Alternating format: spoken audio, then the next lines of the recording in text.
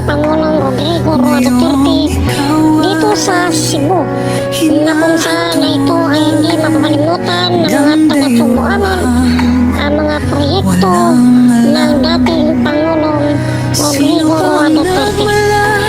At kung ikaw ay bago pa lang sa aking YouTube channel, huwag kalimutan mag-subscribe at pakipindot sa notification bell para update ka sa mga pangyayari. Sa bawat laban, ikaw ang nauna. You did raise earlier the comparison with Latin America and narco state. The narco states of Latin America were, as you know, associated with the term death squads too.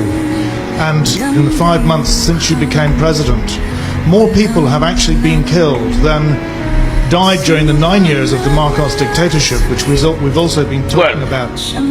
I could ask the same question. Why is America losing 40,000 lives, drug-related cases? What makes the Philippines different from America? May I ask you? With respect, it is not sanctioned by the president, sir. Yes, it is not. And by the way, why is America not a member of the International Criminal Court? Let me ask you.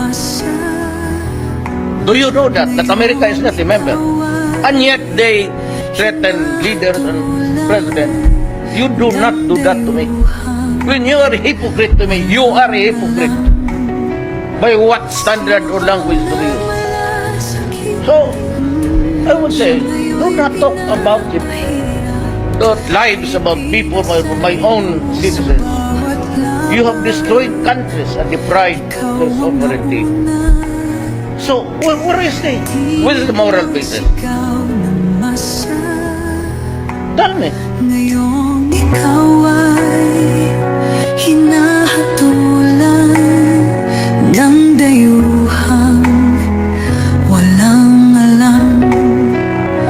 Sino ba ang nagmalasakit? Siya ngayon'y You did raise earlier the comparison with Latin America and narco state. The narco states of Latin America were, as you know, associated with the term death squads too.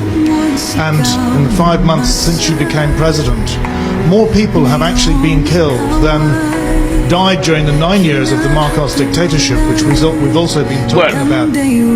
I could ask the same question. Why is America losing 40,000 lives, drug-related cases? What makes the Philippines different from America? May I ask you? With respect, it is not sanctioned by the president, sir. Yes, it is not. And by the way, why is America not a member of the International Criminal Court? Let me ask you. Do you know that America is not a member? And yet they threaten leaders and president. You do not do that to me. When you are a hypocrite to me, you are a hypocrite. By what standard or language do we use? So, I would say, do not talk about the lives about people, my own citizens. You have destroyed countries and deprived their sovereignty. Sa bawat So, where is the moral basis? ikaw ang nauna. Tell me, Tinig mo'y what is the moral basis of the so many things that America did ikaw ay in the name of human rights? hinahatulan ng dayuhang walang alam.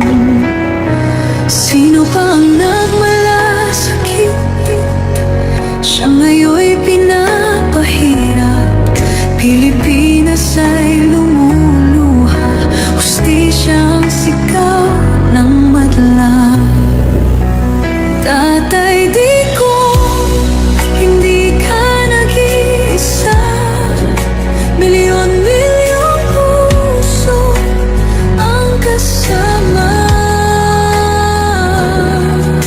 Ang bayang minahal mo ng tapat, hindi kailanman lilimot sa iyong hirap.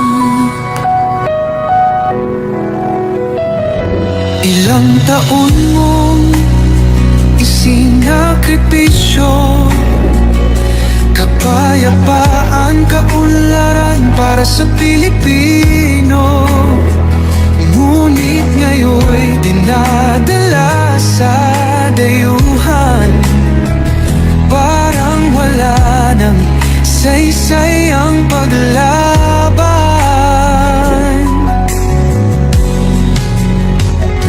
Sino pa ang nagmalasakit? Siya ngayon'y pinapahirap. Ngunit hindi ka namin bibitawan. Katarungan ng aming ipaglalaban. Tatay Digong, hindi ka nag-iisa. Milyon-milyong puso ang kasama.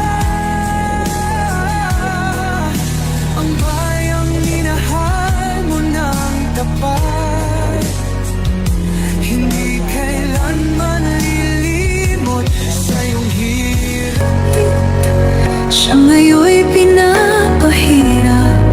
Pilipinas ay lumuluha.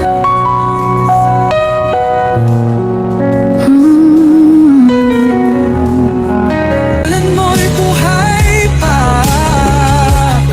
Hindi ka susukuan ng bayan. Ipaglalaban ka ng sambayanan. Tatay Digong, hawak kamay nating ipakita ang pagmamahal ng bawat Pilipino sa'yo. Ang laban mo'y laban din namin, hanggang hustisya ay makamit natin. Sa bawat laban, tinig mo'y sigaw ng masa.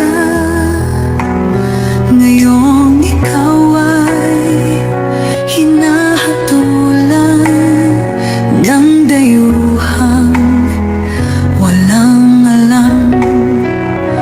Sino pa ang nagmalasakit? Siya ngayon'y pinapahirap. Pilipinas ay lumuluha. Sa bawat laban, ikaw ang nauna. Tinig mo'y sigaw ng masa.